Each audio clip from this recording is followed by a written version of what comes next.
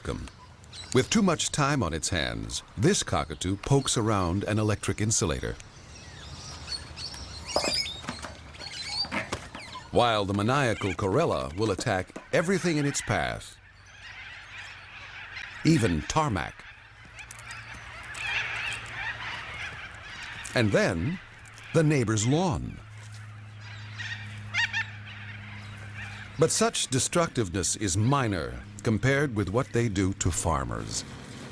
And cockatoos take full advantage of modern agriculture.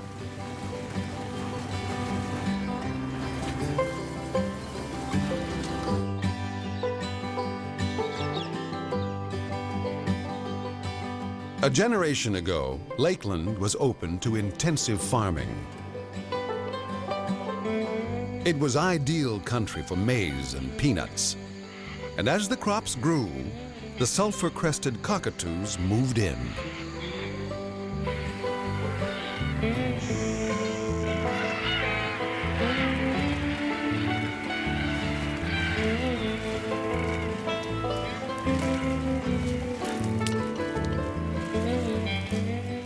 In just a week, the birds can inflict tens of thousands of dollars damage to the maize of farmer Darren Hoskins. Susie! The numbers have bred up over the years. Main reason for that is, it's in their natural habitat. They haven't got a good amount of food all year round. We're in the valley here in Lakeland, even in the driest part of the year in August, September, when it's extremely dry, there's still crop residue on the ground, and the birds have got to feed all year round. With that, they can continue to breed 12 months of the year, no problems at all. There's food and there's water here on hand, so they've got it laid on. I think it's terrific. When they're finished with the maize, the cockies head for the peanut fields, where they pick apart the hay bales.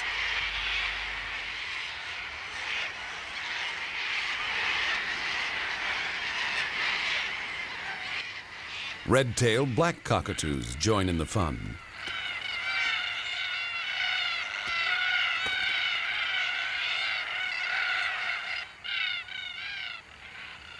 So how does the farmer try to control them?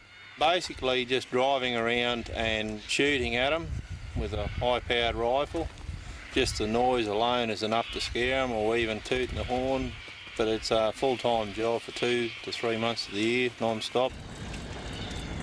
Basically all you're doing is just driving around following the cockatoos from one paddock to another until the day warms up. It gets too warm for them, so they go back and roost in the trees.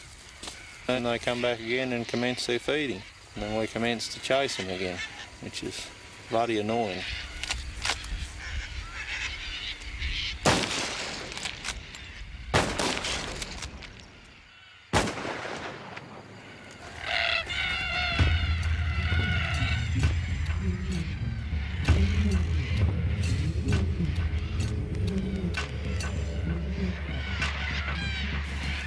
Farther south, in the wheat country, it's a different cockatoo, but it's the same story.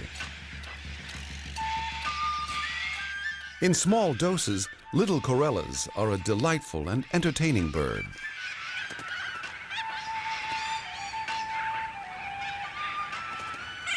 But when flocks of up to 30,000 marauding birds descend on your harvest, you can understand why a farmer might be a little upset.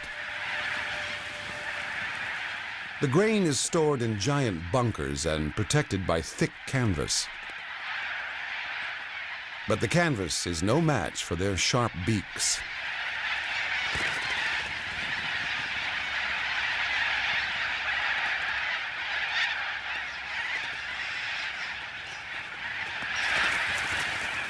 And having feasted on the main course, it's off to the nearest vineyard for a little dessert.